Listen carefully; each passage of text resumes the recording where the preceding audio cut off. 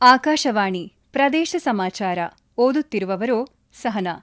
ಮುಖ್ಯಾಂಶಗಳು: ಪರಿಸರ ಸಂರಕ್ಷಣೆಯಲ್ಲಿ ಸಾಮಾಜಿಕ ಹೊಣೆಗಾರಿಕೆ ಪಾತ್ರ ಹಿರಿದು ಸಚಿವ ಈಶ್ವರ ಖಂಡ್ರೆ.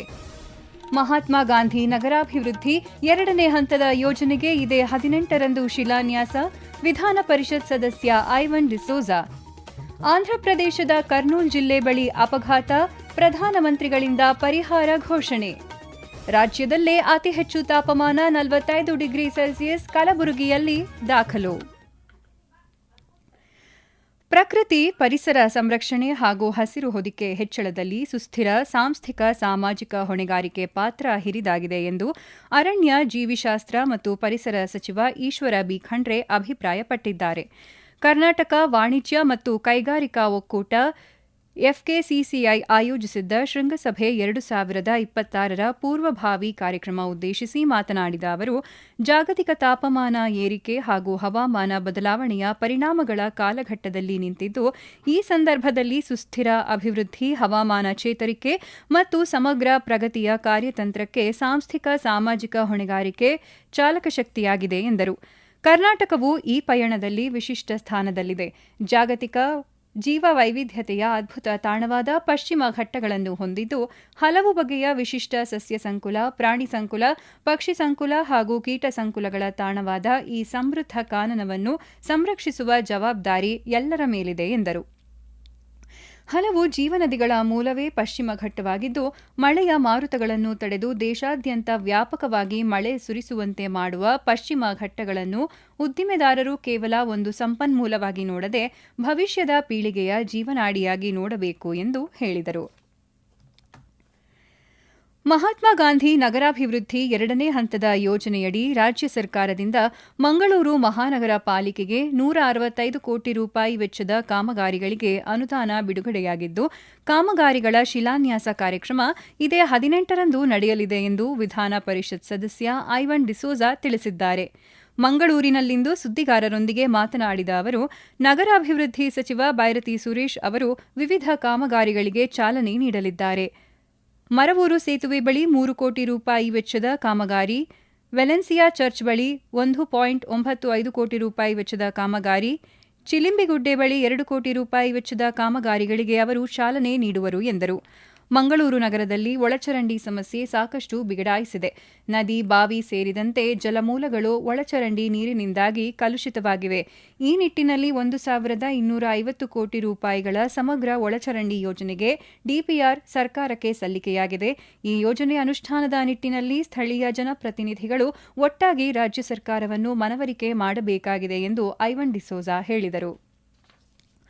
ಆಂಧ್ರಪ್ರದೇಶದ ಕುರ್ನೂಲ್ ಜಿಲ್ಲೆಯ ಚಿಲಕನಡೋನ ಗ್ರಾಮದ ಸಮೀಪ ಇಂದು ಬೆಳಿಗ್ಗೆ ಬೊಲೆರೋ ಹಾಗೂ ಟ್ಯಾಂಕರ್ ವಾಹನಗಳ ನಡುವೆ ಸಂಭವಿಸಿದ ರಸ್ತೆ ಅಪಘಾತದಲ್ಲಿ 5 ಮಹಿಳೆಯರು ಸೇರಿ ಒಟ್ಟು 8 ಮಂದಿ ಸಾವನ್ನಪ್ಪಿದ್ದು, 13 ಮಂದಿ ಗಂಭೀರವಾಗಿ ಗಾಯಗೊಂಡವರನ್ನು ಕರ್ನೂಲ್ ಜಿಲ್ಲಾಸ್ಪತ್ರೆಗೆ ದಾಖಲಿಸಿ ಚಿಕಿತ್ಸೆ ನೀಡಲಾಗುತ್ತಿದೆ. ಮೃತರು ಚಿಕ್ಕಮಗಳೂರಿನವರಾಗಿದ್ದು, ಮಂತ್ರಾಲಯದ ರಾಘವೇಂದ್ರ ಸ್ವಾಮಿ ದರ್ಶನಕ್ಕೆಂದು 21 ಮಂದಿ ತೆರಳುವ ವೇಳೆ ಈ ಅಪಘಾತ ಸಂಭವಿಸಿದೆ. ಅಪಘಾತದ ಬಗ್ಗೆ ಮುಖ್ಯಮಂತ್ರಿ ಎನ್ ಚಂದ್ರಬಾಬು ನಾಯ್ಡು ದುಃಖ ವ್ಯಕ್ತಪಡಿಸಿದ್ದು, ಗಾಯಾಳುಗಳಿಗೆ ಉತ್ತಮ ವೈದ್ಯಕೀಯ ಚಿಕಿತ್ಸೆ ನೀಡುವಂತೆ ಮತ್ತು ಮೃತರ ಕುಟುಂಬಗಳಿಗೆ ಸಹಾಯವನ್ನು ನೀಡುವಂತೆ ಅವರು ಜಿಲ್ಲಾಧಿಕಾರಿಗಳಿಗೆ ಸೂಚಿಸಿದ್ದಾರೆ. ಈ ಮಧ್ಯೆ ಪ್ರಧಾನಿ ನರೇಂದ್ರ ಮೋದಿ ಅಪಘಾತದಲ್ಲಿ ಮೃತಪಟ್ಟವರಿಗೆ ಸಂತಾಪ ಸೂಚಿಸಿದ್ದು, ಗಾಯಾಳುಗಳು ಶೀಘ್ರವಾಗಿ ಚೇತರಿಸಿಕೊಳ್ಳಲಿ ಎಂದು ಪ್ರಾರ್ಥಿಸಿದ್ದಾರೆ. ಪ್ರಧಾನಮಂತ್ರಿಗಳ ರಾಷ್ಟ್ರೀಯ ಪರಿಹಾರ ನಿಧಿಯಿಂದ ಮೃತರ ಕುಟುಂಬಕ್ಕೆ 2 ಲಕ್ಷ ರೂಪಾಯಿ ಹಾಗೂ ಗಾಯಾಳುಗಳಿಗೆ 50,000 ರೂಪಾಯಿ ಪರಿಹಾರ ಘೋಷಿಸಿದ್ದಾರೆ. ಕಲಬುರಗಿಯ ಔರಾದ್ ಹೋಬಳಿಯಲ್ಲಿ ನಿನ್ನೆ 45 ಡಿಗ್ರಿ ಸೆಲ್ಸಿಯಸ್ ಉಷ್ಣಾಂಶ ದಾಖಲಾಗಿದ್ದು, ಇದು ರಾಜ್ಯದಲ್ಲೇ ಅತಿ ಹೆಚ್ಚು ತಾಪಮಾನವಾಗಿದೆ ಎಂದು ರಾಜ್ಯ ನೈಸರ್ಗಿಕ ವಿಕೋಪ ಮೇಲ್ವಿಚಾರಣಾ ಕೇಂದ್ರ ಮಾಹಿತಿ ನೀಡಿದೆ. ಕಲಬುರಗಿ ಜಿಲ್ಲೆಯಷ್ಟೇ ಅಲ್ಲದೆ ಸುತ್ತಮುತ್ತಲಿನ ಪ್ರದೇಶಗಳಲ್ಲಿಯೂ ಬಿಸಿಲಿನ ತೀವ್ರತೆ ಹೆಚ್ಚಾಗಿದ್ದು, ಚಿಂಚೋಳಿ ತಾಲೂಕಿನ ಐನಾಪುರ ಹೋಬಳಿ ಮತ್ತು ಅಫ್ಜಲ್ಪುರ ತಾಲೂಕಿನ ಅತನೂರು ಹೋಬಳಿಗಳಲ್ಲಿ ತಲಾ 44.3 ಡಿಗ್ರಿ ತಾಪಮಾನ ದಾಖಲಾಗಿದೆ ಹಾಗೂ ಆಳಂದ ತಾಲೂಕಿನ ಮದನ ಹಿಪ್ಪರಗ ಹೋಬಳಿಯಲ್ಲಿ 44.1 ಡಿಗ್ರಿ ಉಷ್ಣಾಂಶ ದಾಖಲಾಗಿದೆ. ಈ ಹಿನ್ನೆಲೆಯಲ್ಲಿ ಕಲಬುರಗಿಯಲ್ಲಿ ನಾಳೆವರೆಗೆ ಆರೆಂಜ್ ಹೀಟ್ ವೇವ್ ಅಲರ್ಟ್ ಘೋಷಿಸಿದ್ದು, ಸಾರ್ವಜನಿಕರಿಗೆ ಮುನ್ನೆಚ್ಚರಿಕಾ ಕ್ರಮಗಳನ್ನು ಪಾಲಿಸಲು ಸೂಚನೆ ನೀಡಲಾಗಿದೆ. ಪ್ರದೇಶ ಸಮಾಚಾರ ಕೇಳುತ್ತಿದ್ದೀರಿ.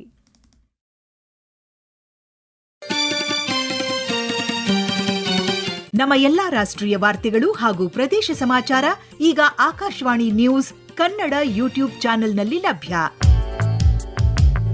ನಮ್ಮ ಎಕ್ಸ್ ಖಾತೆ ಮತ್ತು ಇನ್ಸ್ಟಾಗ್ರಾಂ ಖಾತೆ ಆಕಾಶವಾಣಿ ನ್ಯೂಸ್ ಕನ್ನಡ. ಹೆಚ್ಚಿನ ಮಾಹಿತಿಗಾಗಿ ನಮ್ಮ ಫೇಸ್ಬುಕ್ ಖಾತೆ AIR ಕನ್ನಡ ನ್ಯೂಸ್ ಅನುಸರಿಸಿ. ಮಾಹಿತಿಯ ಹೂರಣ ವಾರದ ಕಾರ್ಯಕ್ರಮ ಪ್ರಚಲಿತ ವಿದ್ಯಮಾನ ಪ್ರತಿ ಬುಧವಾರ 9:15.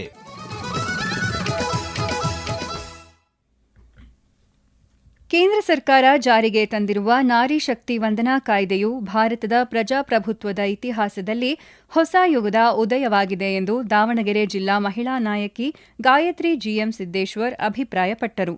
ನಗರದಲ್ಲಿ ಸುದ್ದಿಗಾರರೊಂದಿಗೆ ಮಾತನಾಡಿದ ಅವರು, ಇದು ಕೇವಲ ಸಂಸತ್ತು ಮತ್ತು ರಾಜ್ಯ ವಿಧಾನಸಭೆಗಳಲ್ಲಿ ಮಹಿಳೆಯರಿಗೆ 33% ಮೀಸಲಾತಿ ನೀಡುವ ಕ್ರಮವಷ್ಟೇ ಅಲ್ಲ, ಬದಲಿಗೆ ದೇಶದ ನೀತಿ ನಿರೂಪಣೆಯಲ್ಲಿ ಮಹಿಳೆಯರ ಪಾಲ್ಗೊಳ್ಳುವಿಕೆಯನ್ನು ಹೆಚ್ಚಿಸಿ ಆಡಳಿತವನ್ನು ಮತ್ತಷ್ಟು ಸಮಗ್ರ ಹಾಗೂ ಪರಿಣಾಮಕಾರಿಯಾಗಿಸುವ ಐತಿಹಾಸಿಕ ಹೆಜ್ಜೆಯಾಗಿದೆ ಎಂದರು.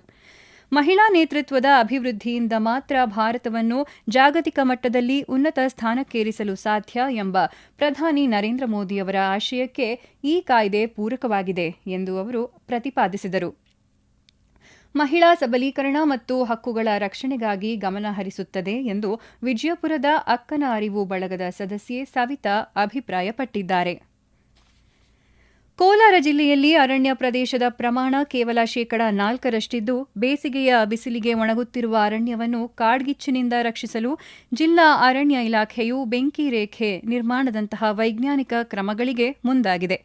ಕೋಲಾರದಂತಹ ಒಣ ಹವಾಮಾನವಿರುವ ಜಿಲ್ಲೆಗಳಲ್ಲಿ ಬೇಸಿಗೆಯ ಅವಧಿಯಲ್ಲಿ ಅರಣ್ಯ ರಕ್ಷಣೆ ಅತ್ಯಂತ ನಿರ್ಣಾಯಕವಾಗಿರುತ್ತದೆ. ಇದಕ್ಕಾಗಿ ಅರಣ್ಯ ಇಲಾಖೆಯು ಬೇಸಿಗೆ ಆರಂಭಕ್ಕೂ ಮುನ್ನವೇ ಮುನ್ನೆಚ್ಚರಿಕೆ ಕ್ರಮವಾಗಿ ಬೆಂಕಿ ರೇಖೆಗಳನ್ನು ನಿರ್ಮಿಸುತ್ತಿದೆ. ಅರಣ್ಯದ ಮಧ್ಯೆ 5ರಿಂದ 10 ಮೀಟರ್ಗಳಷ್ಟು ಅಗಲಕ್ಕೆ ಭೂಮಿಯನ್ನು ಸೀಳಿ ಅಲ್ಲಿರುವ ಗಿಡಗಂಟೆ, ಒಣಗಿದ ಎಲೆ ಮತ್ತು ಹುಲ್ಲನ್ನು ಸಂಪೂರ್ಣವಾಗಿ ಸ್ವಚ್ಛಗೊಳಿಸಲಾಗುತ್ತದೆ. ಒಂದು ಭಾಗದಲ್ಲಿ ಬೆಂಕಿ ಕಾಣಿಸಿಕೊಂಡರೆ ಅದು ಪಕ್ಕದ ಭಾಗಕ್ಕೆ ವ್ಯಾಪಿಸದಂತೆ ತಡೆಯಲು ಈ ರೇಖೆಗಳು ಸಹಾಯ ಮಾಡುತ್ತವೆ. ಬೆಂಕಿಯ ತೀವ್ರತೆ ಕಡಿಮೆಯಾಗುವುದರಿಂದ ವನ್ಯಜೀವಿಗಳು ಸುರಕ್ಷಿತ ಸ್ಥಳಗಳಿಗೆ ತೆರಳಲು ಕಾಲಾವಕಾಶ ದೊರೆಯಲಿದೆ. ಶಿವಮೊಗ್ಗ ಜಿಲ್ಲೆಯ ಮಲೆನಾಡು ಭಾಗಗಳಾದ ಸಾಗರ, ಹೊಸನಗರ ಮತ್ತು ತೀರ್ಥಹಳ್ಳಿ ತಾಲೂಕುಗಳಲ್ಲಿ ಮಂಗನ ಕಾಯಿಲೆ ಪ್ರಕರಣಗಳು ವರದಿಯಾಗುತ್ತಿದ್ದು, ಸಾರ್ವಜನಿಕರು ತೀವ್ರ ಜಾಗೃತಿ ವಹಿಸುವಂತೆ ಜಿಲ್ಲಾ ಆರೋಗ್ಯ ಮತ್ತು ಕುಟುಂಬ ಕಲ್ಯಾಣ ಅಧಿಕಾರಿ ಡಾ ನಟರಾಜ್ KS ಅವರು ತಿಳಿಸಿದ್ದಾರೆ. ತೀರ್ಥಹಳ್ಳಿ ತಾಲೂಕಿನ ಅರಳಸುರುಳಿ, ಮೇಗರವಳ್ಳಿ, ಕಟಗಾರು, ಹಾರೋಗೂಳಿಗೆ ಸೇರಿದಂತೆ ಇನ್ನುಳಿದ ಭಾಗಗಳಲ್ಲಿ ಈಗಾಗಲೇ ವ್ಯಾಪಕ ಮುಂಜಾಗ್ರತಾ ಕ್ರಮ ವಹಿಸಲು ಜನರಿಗೆ ಆರೋಗ್ಯ ಶಿಕ್ಷಣ ಹಾಗೂ ಮಾಹಿತಿ ನೀಡಲಾಗಿದೆ. ಬೆಳಗಾವಿ ಜಿಲ್ಲೆಯಲ್ಲಿ ಪ್ರಸಕ್ತ ಮುಂಗಾರು ಹಂಗಾಮಿನಲ್ಲಿ ರಸಗೊಬ್ಬರ ಹಾಗೂ ಬಿತ್ತನೆ ಬೀಜಗಳ ಕೊರತೆಯಾಗದಂತೆ ನಿಗಾ ವಹಿಸುವುದರ ಜೊತೆಗೆ ಸಾಧ್ಯವಾದಷ್ಟು ರಸಗೊಬ್ಬರಗಳ ಬಳಕೆ ಕಡಿಮೆ ಮಾಡುವಂತೆ ರೈತರಲ್ಲಿ ಜಾಗೃತಿ ಮೂಡಿಸಲು ಜಿಲ್ಲಾಧಿಕಾರಿ ಮೊಹಮ್ಮದ್ ರೋಷನ್ ತಿಳಿಸಿದ್ದಾರೆ.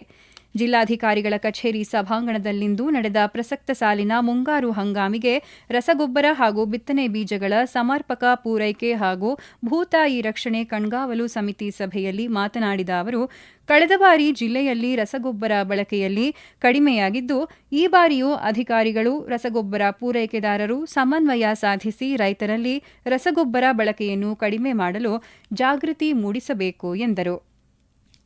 ಕೊನೆಯಲ್ಲಿ ಮತ್ತೊಮ್ಮೆ ಮುಖ್ಯಾಂಶಗಳು. ಪರಿಸರ ಸಂರಕ್ಷಣೆಯಲ್ಲಿ ಸಾಮಾಜಿಕ ಹೊಣೆಗಾರಿಕೆ ಪಾತ್ರ ಹಿರಿದು ಸಚಿವ ಈಶ್ವರ ಖಂಡ್ರೆ. ಮಹಾತ್ಮ ಗಾಂಧಿ ನಗರಾಭಿವೃದ್ಧಿ 2ನೇ ಹಂತದ ಯೋಜನೆಗೆ ಇದೇ 18ರಂದು ಶಿಲಾನ್ಯಾಸ, ವಿಧಾನ ಪರಿಷತ್ ಸದಸ್ಯ ಐವನ್ ಡಿಸೋಜಾ. ಆಂಧ್ರಪ್ರದೇಶದ ಕರ್ನೂಲ್ ಜಿಲ್ಲೆ ಬಳಿ ಅಪಘಾತ, ಪ್ರಧಾನಮಂತ್ರಿಗಳಿಂದ ಪರಿಹಾರ ಘೋಷಣೆ. ರಾಜ್ಯದಲ್ಲೇ ಅತಿ ಹೆಚ್ಚು ತಾಪಮಾನ 45 ಡಿಗ್ರಿ ಸೆಲ್ಸಿಯಸ್ ಕಲಬುರಗಿಯಲ್ಲಿ ದಾಖಲು. ಇಲ್ಲಿಗೆ ಪ್ರದೇಶ ಸಮಾಚಾರ ಮುಕ್ತಾಯವಾಯಿತು. ನಮ್ಮ ಮುಂದಿನ ವಾರ್ತಾ ಪ್ರಸಾರ ಸಂಜೆ 6:40 ನಿಮಿಷಕ್ಕೆ.